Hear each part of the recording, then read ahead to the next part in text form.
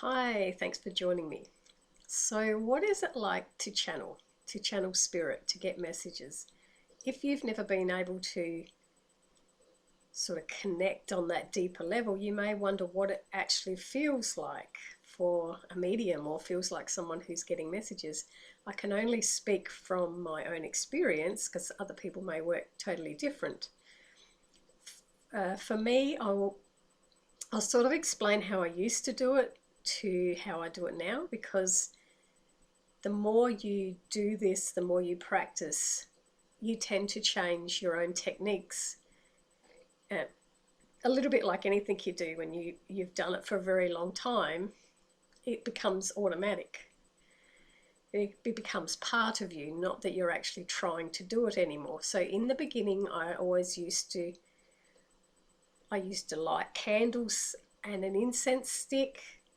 I used to get myself in a very quiet, comfortable place, and I always put relaxation music on, usually with earphones so that I could block out outside noise, so that I was just getting myself in a very relaxed state. And I used to do this technique in my mind. I would close my eyes and I would visualize myself going to a place like a beautiful scenery. And it changed over the years. I would go to one place for a certain time, and then as the years went on, I would go to a different place. And always, whichever place I went to, I would see a staircase, and I would make my way up the staircase to a door, and I would open the door. And to me, that was the opening of stepping from the physical world into the non-physical world. So it was that symbolic to me that I have just opened the doorway to allow messages to come. At one stage, as I was learning this, I also used to have a guide come with me and take me to a certain place, and they would make me wait. They would always say wait, and then they would bring the person to me that I was to connect with.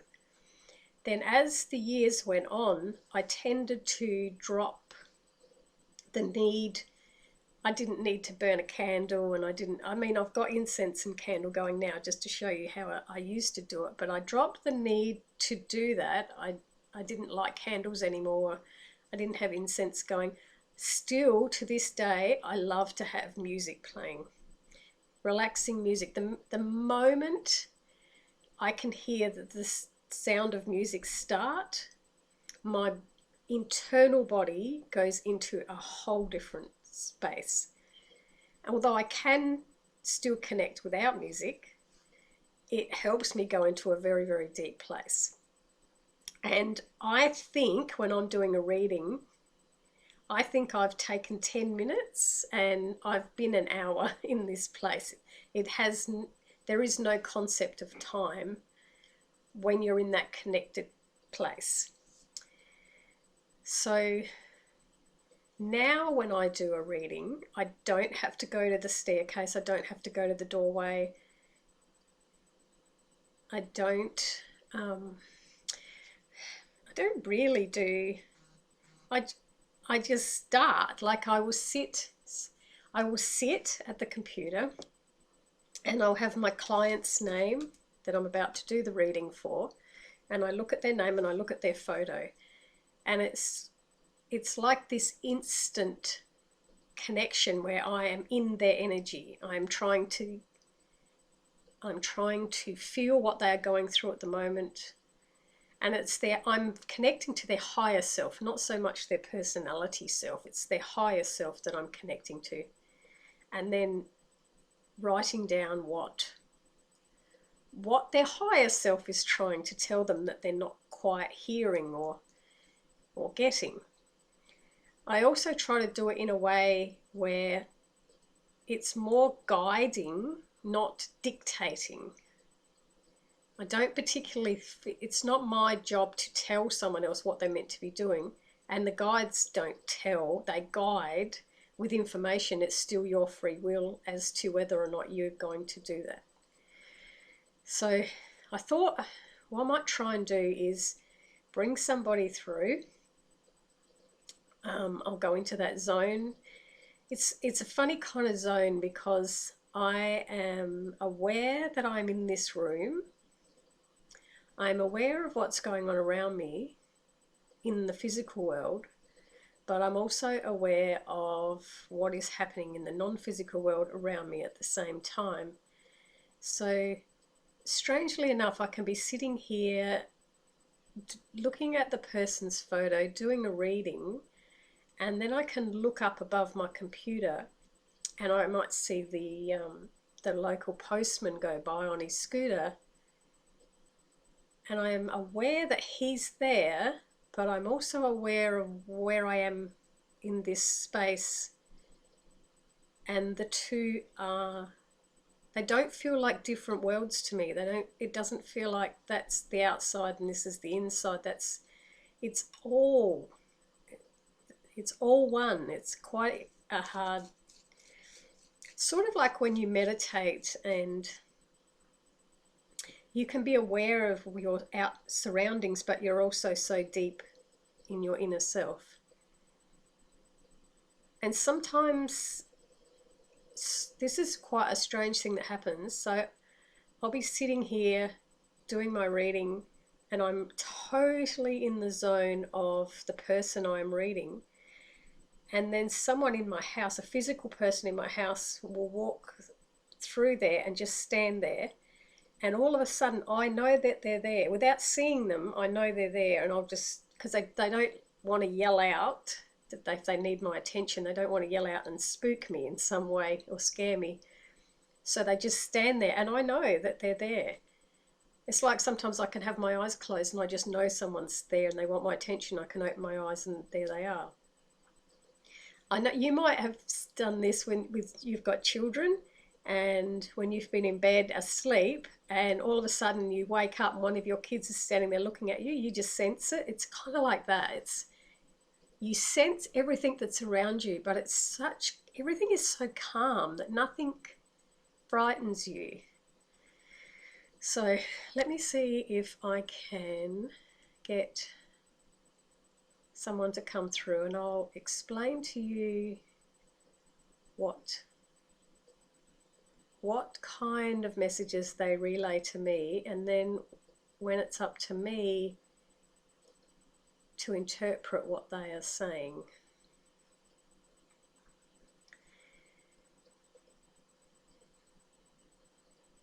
So I have a lady coming through and her name is Catherine. She went by Kathy. She had 2 husbands. Her first husband died. She died and left her second husband here on earth. She had children, but only with one of the husbands, and there is 4. So what she's doing is giving me some information. I also just got the name Robertson. She's giving me information so that I can share it with somebody so they know who I'm referring to. They like to give, she's showing me the moon landing. She saw what year was that? 1967, was it? She watched that, like she was there. Maybe she was in America because she saw all that unfolding, and she was in her mid-20s. So she would have been born in the 40s, 41 maybe. I have pain down, so they will also give me feelings and I had just had a shooting pain go down my left arm, which would suggest to me she passed from a heart attack or stroke, because they quite often they will put I feel the energy pain in my body as to why they passed. So I get different pains in here and in my chest, or I get stomach pain, or I get an area of the body that she keeps trying to butt in while I'm trying to explain to you what it's like. She's giving me more information. She had a brother that died in a car accident, and she straight away met up with him again when she passed. I get 1954. What happened in 1954? Oh, maybe that's when her brother died. I could just sit here and go on and on, and they just want to give me so much information. Sometimes they will give me a clue which absolutely means nothing to me at all, but when I share it, it means something to the person that's getting the information. So it might be just something random. Kathy, can you give me something just random? So I've got a string of bells.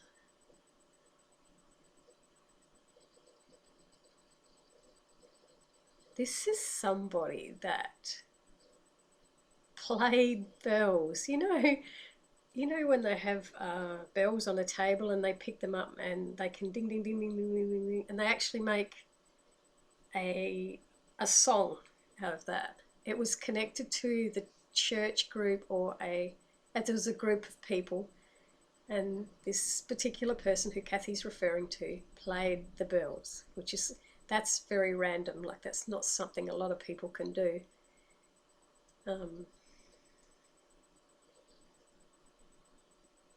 Now I have a symbol of, it's a round circle with red, and there's a lion's head in the middle, like a badge that you would wear of a group of people that are connected to a Lions Club or something like that. So what they will do is, first of all, come through with as much information as they can to clarify that is them, so that once you know that that is the right person and we have that good connection, that's when I can start getting information about what's ahead for you, like, because they see everything. They see the past, the present, the future, because there is no time where they are. So they can then share what they are seeing ahead, and that's where, like, if they can confirm that it's them and you've got that proof, it then helps you to know that they are showing you what's coming up, and it gives you that hope that that is what is coming up. There has to be a lot of trust in what they're showing you. There has to be a trust also, because I've heard a lot of people say that spirit can manipulate other energies, so they can make out that they are, I think quite a lot of religious beliefs think that sometimes a spirit is something evil that's pretending to be a loved one. Because I don't feel that. Like, the energy, that if there was something evil, they wouldn't be showing, like, sending off such loving energy and bringing comfort to people. What would be a purpose of an evil person trying to bring comfort to somebody? That's not their intention. See, and as I am filming, you'll notice my camera does this quite a lot. It starts to, there's like shadows that go across my face, starts to change a little bit. And then there's this big light that comes through sometimes, and then other times it goes back to just a normal filming. That's nothing I am doing. There is no light changing in my room. I feel like this is energy that's moving between me and between the camera and the computer, and that's what's changing the light. So yeah, I'm just going to let Kathy go now, because I think Kathy would stay here and chat to me for a really long time. I have never felt the need to send a spirit to the light, because I feel like they all know where they are. They're not lost. They're not wandering around lost. The only lost people are those on earth here who've lost the connection to their higher self. So if you have any questions that you would like to ask me about channeling, how do you know if it's not your imagination and it is like a message that you're getting? Trust that it's the message. Like you putting that doubt there that it's your imagination, they're not going to keep contacting you if you keep putting doubt there. So if you trust that it's them, they'll keep coming and giving you more and more information. So you've got to have that trust. When you write things down and you can refer back to it later on, then you'll see that you were right. Because we are physical people, we have egos and we need proof. If we don't have proof and we can't see things with our physical eyes, we tend not to believe it. That's just our ignorance, isn't it? So I hope you enjoyed watching this. I hope somebody out there who's related to Kathy sees this. I'm pretty sure that they'll be drawn to find this video to watch. And yeah, if you've got any questions about channeling, or there's something that happens to you that you're not sure, please just drop a comment below and I'll see if I can answer it for you. So thank you for watching.